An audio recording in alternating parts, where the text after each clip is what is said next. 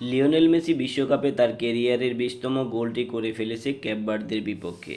Round of 32 ম্যাচে cap ভার্দের বিপক্ষে Lionel Messi একটি দুর্দান্ত গোল করেন, যেটি তার ক্যারিয়ারের 20তম বিশ্বকাপ গোল।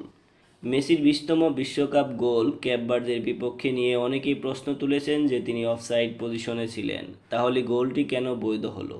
চলুন আজকের ভিডিওটিতে আমরা জেনে নেই লিওনেল মেসি অফসাইডে থাকা সত্ত্বেও কেন তার গোলটি বাতিল হলো না। ফুটবলের অফসাইড নিয়ম অনুযায়ী একজন খেলোয়াড় শুধু অফসাইড অবস্থানে থাকলেই ফাউল হয় না।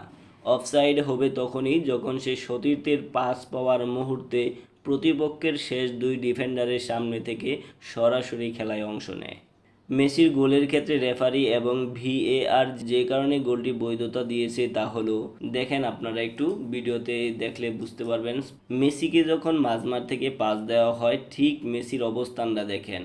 মেসির অবস্থান তখন ক্যাপ ভার্দের ডিফেন্ডারের পেছনেই রয়েছে। ক্যাপ ভার্দের ডিফেন্স ক্রস করেনি লিওনেল মেসি।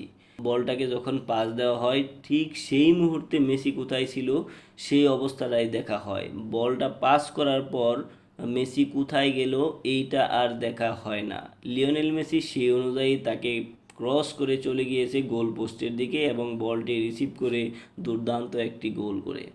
এর জন্যই মেসি অফসাইডে দেখা গেলেও মূলত মেসির গোলটি অফসাইডে হয়নি এবং সে সঠিকভাবে অন সাইডে থেকেই বলটি গোলে পরিণত করেছে।